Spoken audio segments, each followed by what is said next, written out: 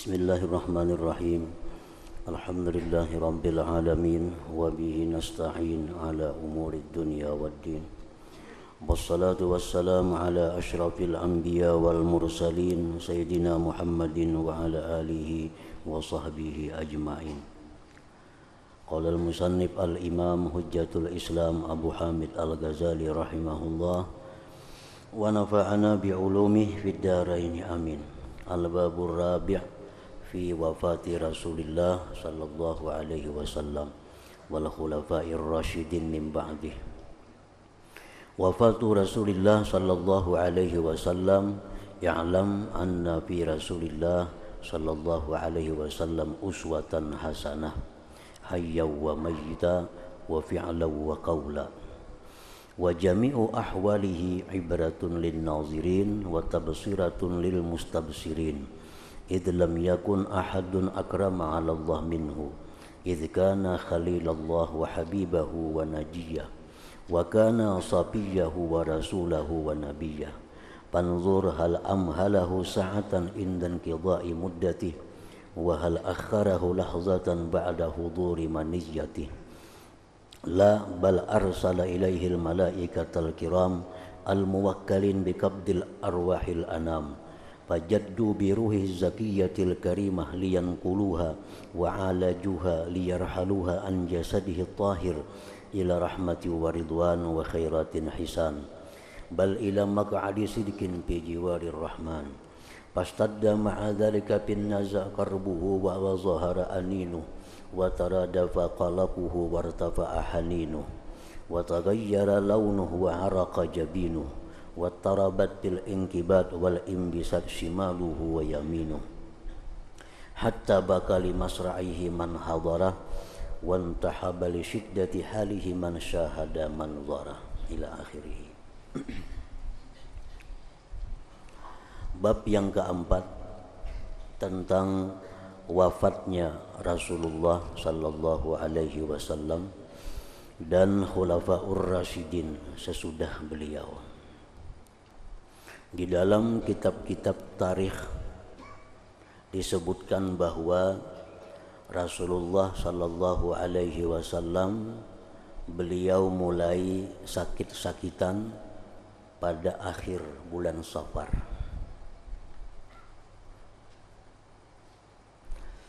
Dan sakit beliau itu selama 13 hari.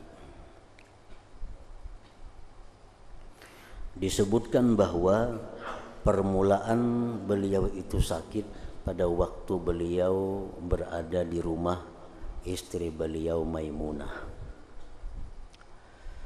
Nah, kemudian sakit beliau makin hari makin parah. Lalu beliau minta izin kepada istri-istri beliau bahwa beliau minta dirawat di rumah Siti Aisyah radhiyallahu anha. Dan istri-istri beliau pun memberi izin sehingga tidak digilir satu persatu, cuma sidin dikumpul di rumah Siti Aisyah radhiyallahu anha.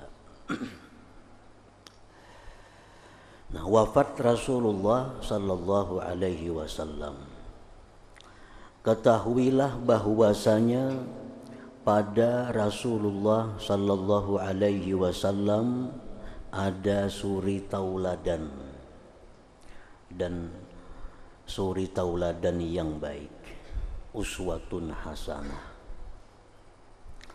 Dalam keadaan hidup beliau menjadi suri tauladan. Dan dalam keadaan sesudah wafat beliau pun menjadi suri tauladan. Dalam keadaan sakarat beliau pun menjadi suri tauladan. Dalam perbuatan dan perkataan dan semua keadaan-keadaan beliau menjadi ibrah, menjadi pelajaran, menjadi pedoman bagi orang-orang yang memandang dan renungan bagi orang-orang yang merenungkan. Karena tidak ada seseorang yang lebih mulia atas Allah daripada beliau, karena beliau adalah kekasih Allah dan yang dicintainya dan yang diselamatkannya, dan beliau adalah pilihan Allah, Rasul dan Nabi-Nya sallallahu alaihi wasallam. Nah, jadi beliau itu sebenarnya adalah manusia yang sempurna, disebut dengan al-insanul kamil. Satu-satunya manusia yang sempurna itu Rasulullah sallallahu alaihi wasallam. Nah, pengertian sempurna itu beliau tidak bisa lupa. Beliau itu kadang mau kadang ingat. Nah, kemudian karena beliau itu manusia yang sempurna, beliau itu kadang mau sakit. Kadang mau sakit. Beliau kadang bisa lemah. Karena sempurna ada pada diri beliau. Sakit, lupa, uyuh itu sifat berlawanan dengan sempurna. Nah, beliau ini pada hakikatnya adalah manusia yang sempurna. Nah, kadang mau lupa, kadang mau sakit, kadang mau uyuh, kadang baik, semuaan baik karena sempurna. Itu di satu sisi demikian. Nah, di sisi yang lain Rasulullah sallallahu alaihi wasallam itu uswah. Beliau ikutan. Beliau adalah contoh pedoman bagi umatnya. Nah, dari sisi beliau itu sebagai pedoman, dari sisi beliau sebagai ikutan, di situ beliau bisa lupa, bisa sakit, bisa lapar. Supaya apa? Supaya diikuti oleh umat. Kalau umat ini lapah, kayak apa caranya? Contoh Rasulullah kayak apa sih din lapah?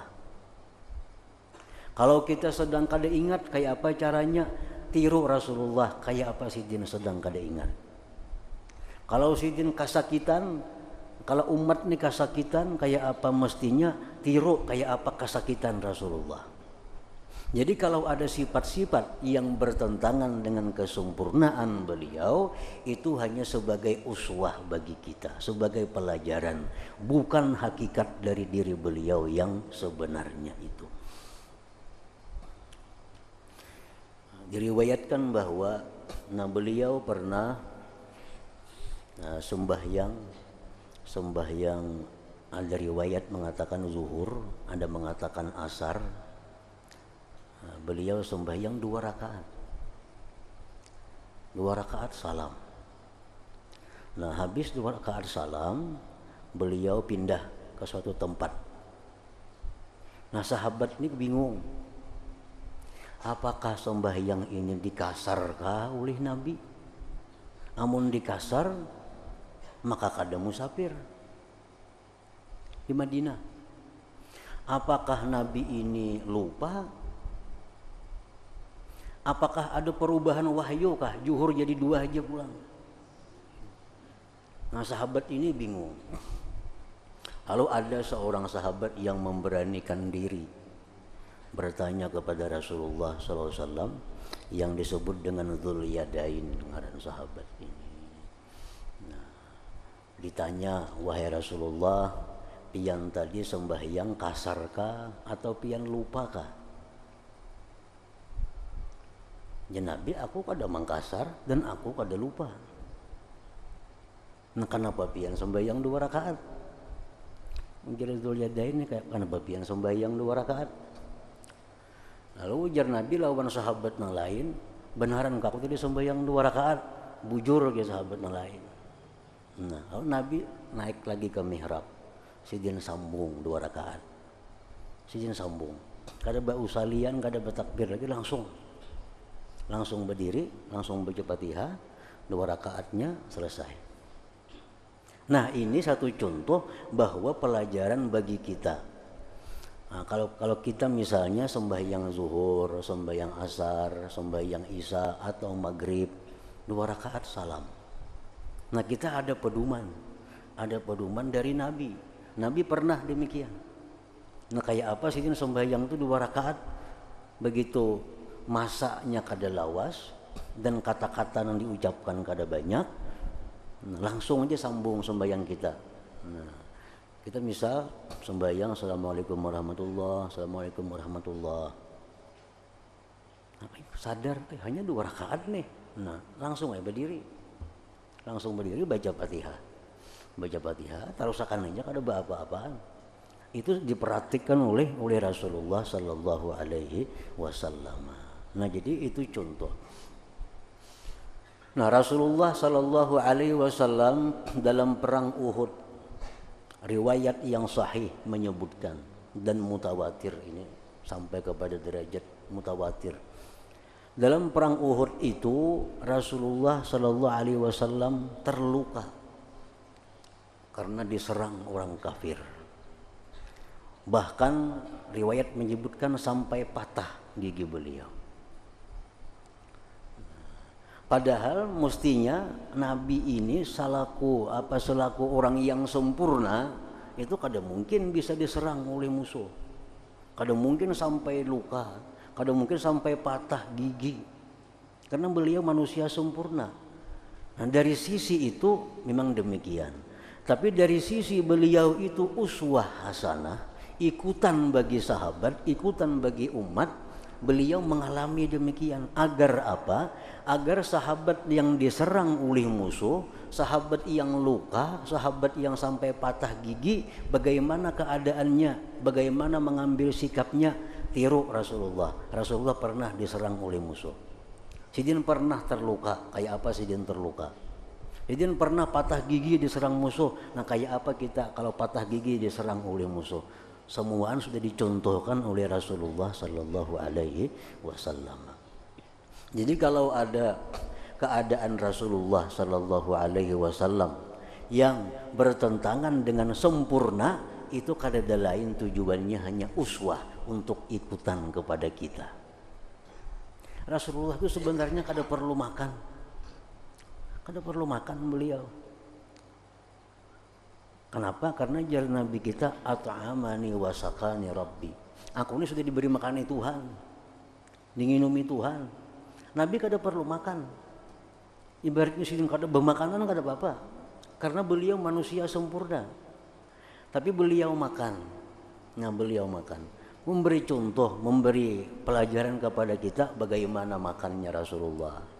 Kalau di rumah sedang bagaimana makannya, kalau di tengah orang banyak bagaimana makannya, kalau makan kurma bagaimana cara makannya, kalau makan bubur bagaimana cara makannya, makan nasi bagaimana cara makannya. Itu hanya sekedar untuk uswah, ikutan kepada kita. Kalau sidin kada perlu makan, kada perlu minum, kada perlu guring. Kenapa sidin guring? Uswah kepada kita. Kayak apa sidin guring? Apa yang sidin baca hendak guring?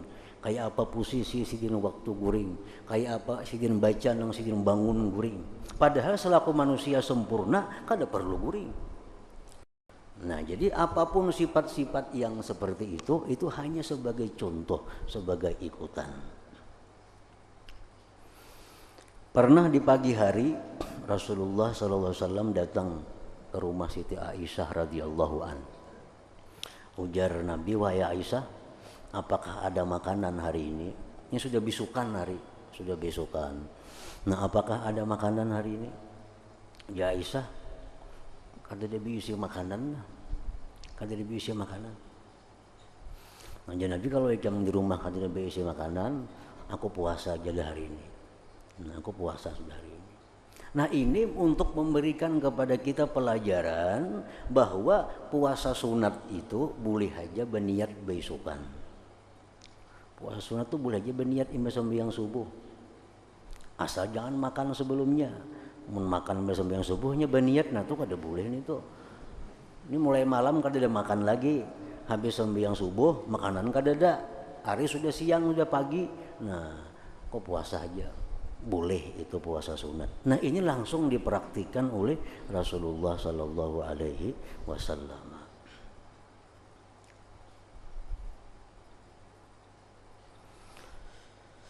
Nah, kesempurnaan Rasulullah Sallallahu Alaihi Wasallam bahwa beliau sebagai manusia sempurna itu sebenarnya lebih banyak daripada beliau sebagai contoh, sebagai kesempurnaan. Nah, contohnya apa? Setiap kali beliau duduk di tengah siapapun, pasti beliau itu lebih tinggi daripada yang lainnya. Nah, ini menunjukkan bahwa beliau sempurna, mesti di atas dari orang lain. Sidin tu berjalan baimbai lawan siapakah? Yang paling tinggi manusia 2 meter umpamanya. Berjalan lawan Nabi, pasti tinggi Nabi. Pasti tinggi Nabi. Sidin duduk lawan siapa aja duduk, lawan kayak apa aja tingginya, bila duduk bertatai Nabi, pasti tinggi Nabi. Tapi kalau sorangan normal aja seperti orang biasa. Nah, di sini timbul apa? Insanun kamil, kesempurnaan beliau. Nah, Nabi pernah beberapa hari kada makan, kada minum, tanpa sedikit pun lemah, sedikit pun kada ada lemah, apalagi pingsan, lemah pun kada. Siti Aisyah datang kepada Nabi membawa sepotong roti. Wahai Rasulullah, ini roti nang ulun ulah saurang sagan pian. Ujar Nabi, nah roti na ikan bari ini makanan yang pertama aku makan sejak 3 hari yang lalu. 3 hari Sidin kada makan kada apa-apa. Itu sudah menampakkan Sidin adalah manusia yang sempurna. Sebenarnya kalau dihitung-hitung banyak menunjukkan kesempurnaan itu daripada contoh kepada kita ini. Jadi kada bertentangan antara bahwa beliau manusia sempurna dan beliau bisa sakit, bisa lupa, itu kada bertentangan. Pada hakikatnya beliau memang manusia sempurna, tapi di sisi beliau sebagai contoh, beliau bisa demikian.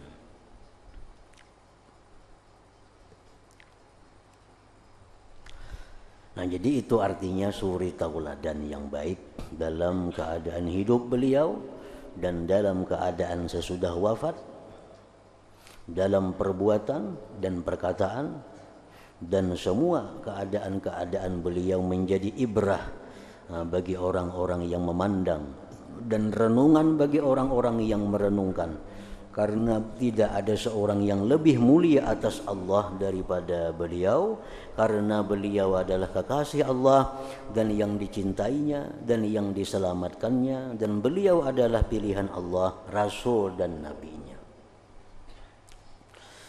Maka perhatikanlah apakah dia, Allah maksudnya, menangguhkan sesaat ketika habis masanya Rasulullah, dan apakah dia Allah mengundurkannya sekejap setelah hadir kematiannya? Tidak. Allah Subhanahu wa ta'ala pada masa dahulu azali menakdirkan bahwa Rasulullah ini berpindah alam dalam umur 63 tahun sekian. Itu ketentuan Allah. Rasulullah ini pindah alam atau wafat jar kita umur sekian. Dan ditakdirkan pula oleh Allah bahwa sebelum Allah mengirim malaikat maut untuk mencabut nyawa beliau, roh beliau, ditakdirkan oleh Allah bahwa Nabi ini diberi pilihan. Apakah hendak masih hidup di dunia ini atau hendak pindah ke atas sana? Nah, Allah takdirkan untuk diberi pilihan.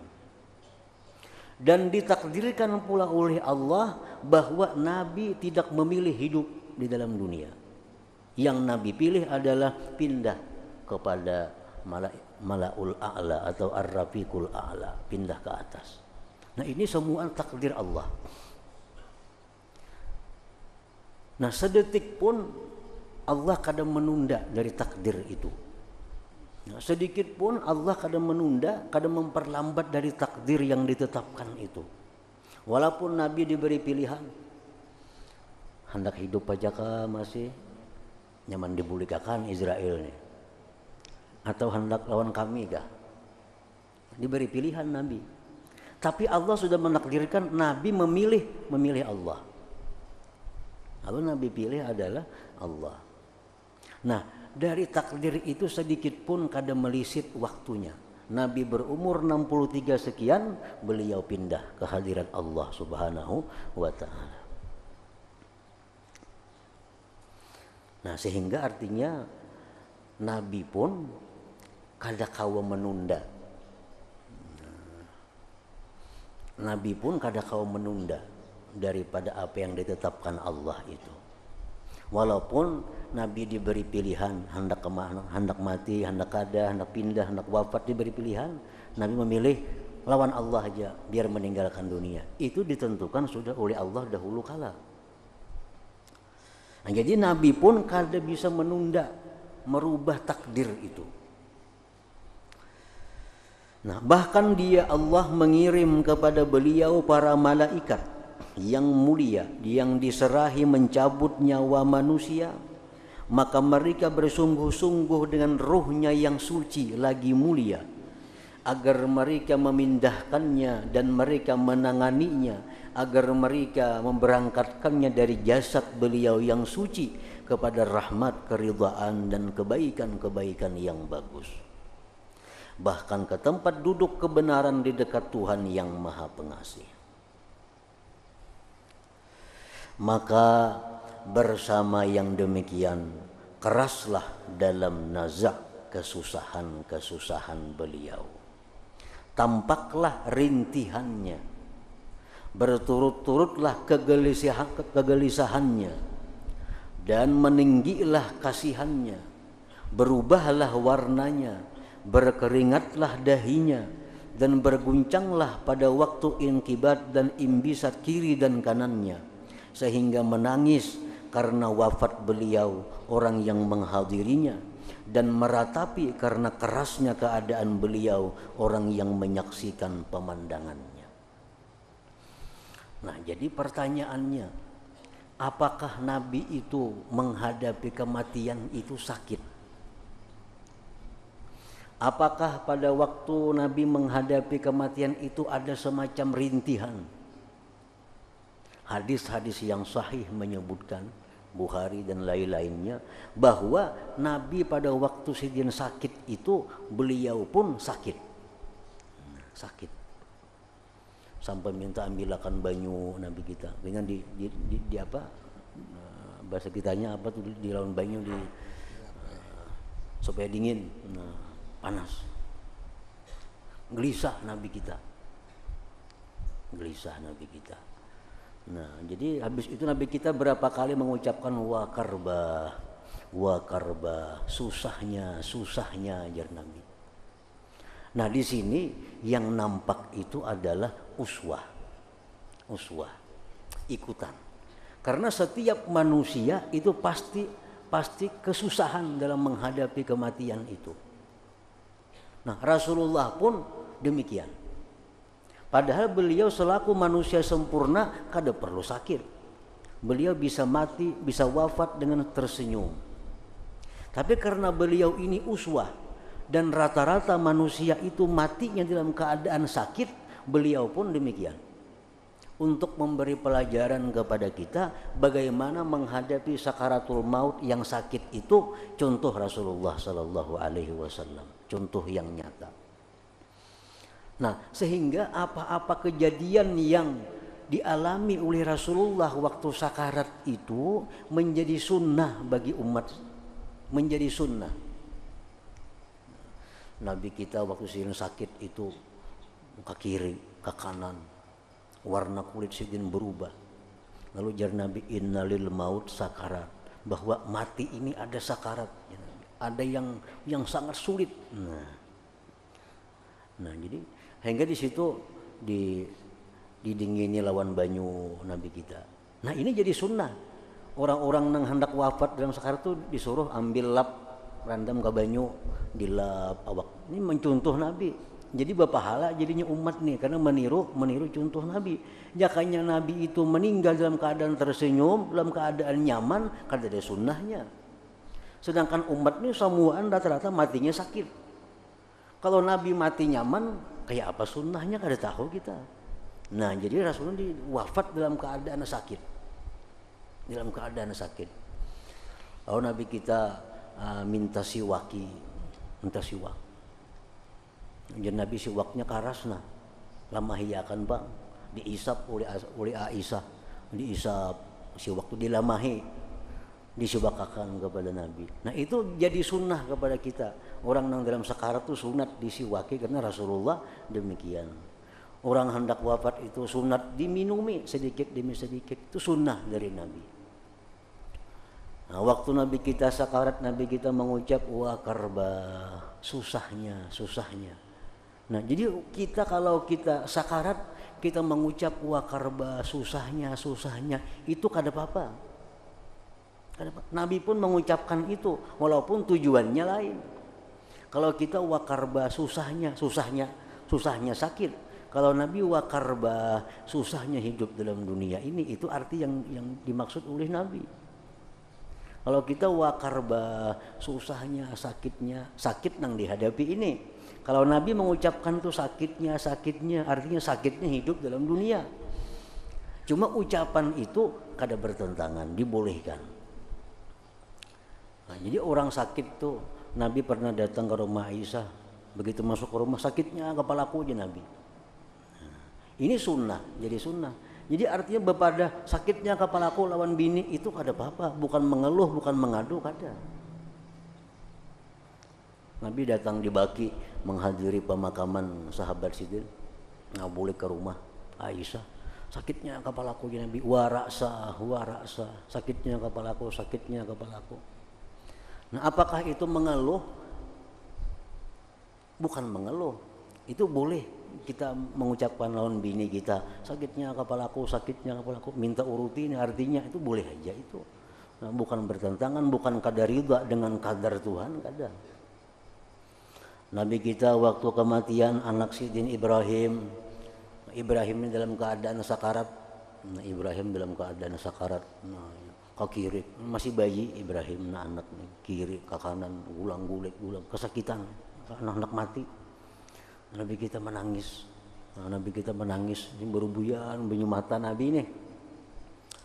Ujar sahabat Abdullah bin Mas'ud, kenapa engkau menangis wahai Rasulullah? Kenapa menangis? Nah, ujar Nabi, air mata boleh aja keluar karena kasihan dengan ini anak, tapi hati tetap ridha dengan takdir Allah Subhanahu wa taala. Nah, itu jadi contoh pelajaran kepada kita. Kita menghadapi orang kena musibah, menangis kada jadi masalah, asalkan ridha dengan takdir Allah Subhanahu wa taala. Nah, Nabi kita daripada sidin susahnya menghadapi kematian itu sampai Siti Fatimah radhiyallahu anha beberapa kali Fatimah berkata, Sayyidah Fatimah berkata, kasihannya abahku, marasnya abahku, kasihannya abahku, ujar Fatimah. Ujar Nabi, kada apa-apa wahai Fatimah, habis ini aku kada sakit lagi. Nah, jadi beliau menghadapi kematian itu sakit. Tapi sakit beliau itu menambah pahala, menambah ketinggian bagi derajat beliau, dan untuk mensunnahkan kepada kita kayak apa kita menghadapi kematian itu bila sakit, apa yang kita lakukan. Dan menjadi sunnah kepada nang maharagu, bila orang garing kayak apa maharagunya, itu jadi pelajaran semua bagi kita. Kayak apa Aisyah maharagu Nabi waktu Nabi hendak wafat, kayak apa anak Sidin memperbuat sesuatu waktu Nabi hendak wafat. Nah itu jadi sunnah. Jadi artinya kita menerima, kita mengambil hikmah bahwa Nabi itu mengalami kesengsaraan itu. Nah, itu sebenarnya adalah untuk pelajaran kepada kita. Beberapa kali perang Nabi kita kalah, perang Uhud kalah, perang Hunain kalah. Mestinya selaku orang sempurna kada mungkin kalah, mestinya. Kenapa Nabi kita kalah? Nah itu untuk pelajaran kepada umat yang akan datang. Kalau berperang dengan orang kafir, kalah kayak apa caranya? Bila kalah apa yang mesti dilakukan? Nah itu sudah diajarkan oleh Nabi dalam beberapa peperangan yang beliau kalah. Tapi kalau dihitung-hitung rata-rata perang beliau menang. menunjukkan bahwa beliau manusia sempurna. Beberapa 2 kali perang kalah itu hanya sekedar uswah, sekedar ikutan kepada kita.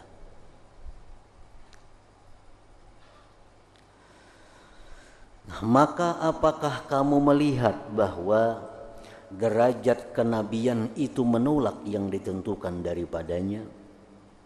Dan adakah malaikat pencabut nyawa menjaga pada keluarga dan kerabat? Dan adakah ia bertoleransi kepada beliau karena beliau adalah penolong bagi kebenaran dan pemberi kabar gembira dan pemberi peringatan kepada para makhluk? Jauh yang demikian. Akan tetapi malaikat maut itu melaksanakan apa yang diperintahkan dengannya dan mengikuti apa yang didapatkannya tertulis pada Lauhil Mahfuz. Apa yang tertulis pada Lauhil Mahfuz itu akan terjadi pada diri siapa jua pun. Baik itu rasul, baik itu nabi, baik itu wali, baik itu malaikat sendiri, apa yang tertulis di Lauhil Mahfuz itu akan terjadi. Maka inilah keadaan Rasulullah sallallahu alaihi wasallam, dan beliau di sisi Allah adalah mempunyai kedudukan yang terpuji dan telaga yang didatangi. Beliau adalah orang yang pertama yang daripadanya bumi terbelah. Beliau adalah pemilik syafaat pada hari pemeriksaan pada hari kiamat.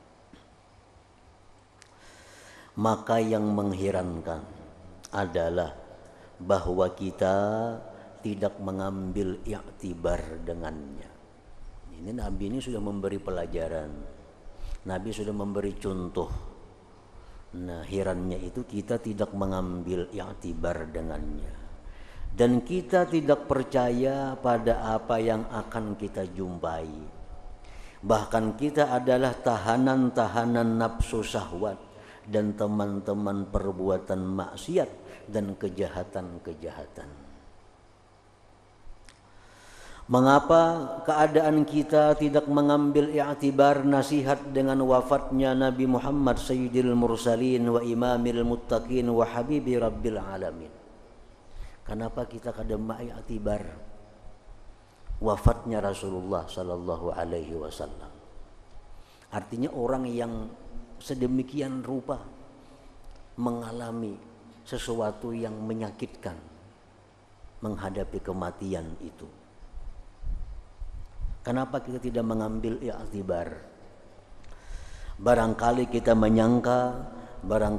menyangka bahwa kita adalah kekal, atau mengira bahwa kita beserta jeliknya perbuatan-perbuatan kita adalah orang-orang yang dimuliakan di sisi Allah. Alangkah jauh demikian. Bahkan kita meyakini bahwa kita semuanya akan datang ke neraka dan tidak selamat daripadanya kecuali orang-orang yang bertakwa. Semuaan manusia itu pasti dulu ke neraka. Pasti ke neraka. Dalam Al-Quran menyebutkan demikian. Hanya selamat orang-orang yang takwa.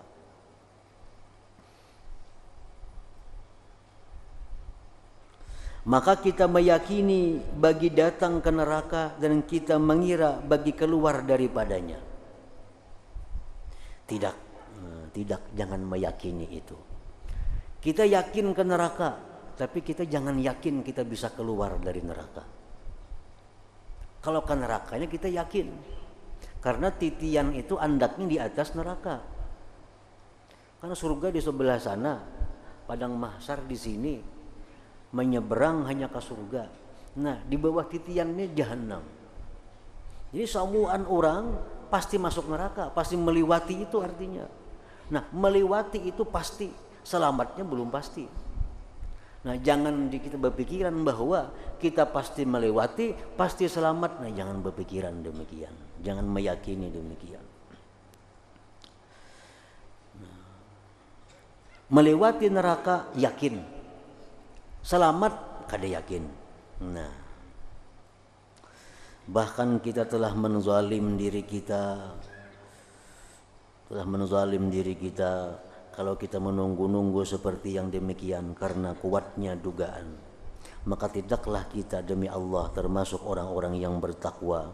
Dan Allah Rabbul Alamin telah berfirman, wa in minkum illa wariduha kana 'ala rabbika hatman maqdiya thumma nunajjil ladzina taqaw wa nadharu adh-dhalimina fiha jithiya.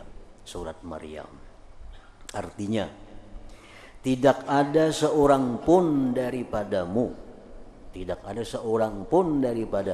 melainkan mendatangi neraka itu.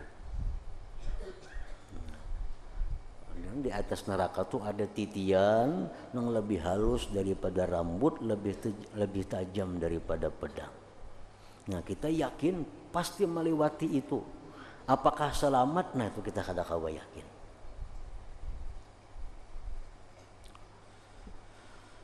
Hal itu bagi Tuhanmu adalah suatu kemestian yang sudah ditetapkan. Itu sudah ketetapan Tuhan. Setiap orang itu melalui neraka. Nah, kemudian ujar Tuhan, kami akan menyelamatkan orang-orang yang bertakwa dan membiarkan orang-orang yang zalim di dalam neraka dalam keadaan berlutut.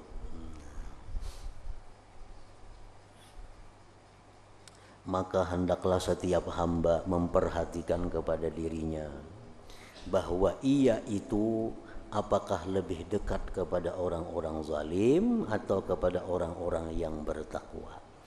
Tadi kan Allah berfirman, tiap-tiap kalian pasti lewat neraka. Yang takwa selamat, yang zalim gugur.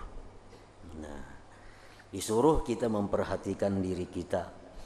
Diri kita ini kemana kecenderungnya nih? Apakah termasuk orang yang zalim atau termasuk orang yang takwa?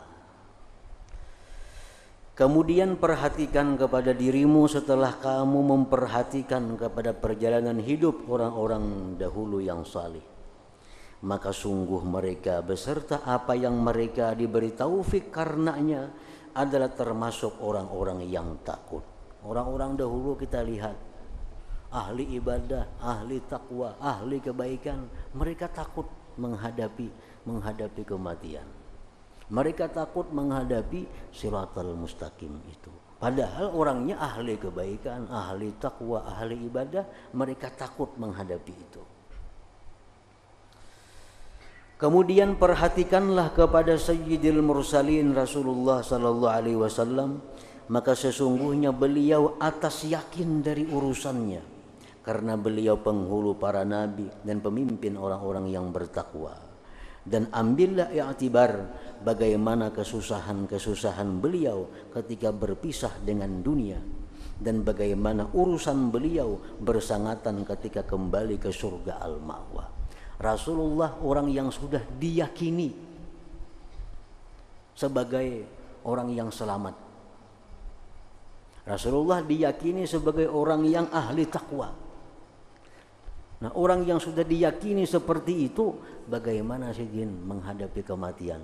Bagaimana huru haranya beliau menghadapi kematian? Bagaimana gelisahnya beliau menghadapi kematian? Padahal Sidin sudah yakin bahwa diri Sidin itu ahli kebaikan, ahli takwa, dan ahli surga.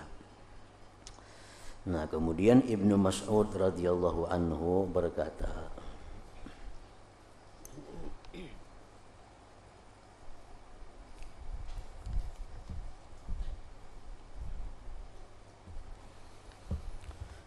dalam zikri fa'alam annahu la ilaha illallah Muhammadur Rasulullah, la ilaha illallah Muhammadur Rasulullah, la ilaha illallah Muhammadur Rasulullah, la ilaha illallah, la ilaha illallah, la ilaha illallah, la ilaha illallah, la ilaha illallah, Allahu Allah, Allahu Allah, Allahu Allah, Allahu Allah, Allahu Allah, Allah, Allahu Allah, الله الله الله الله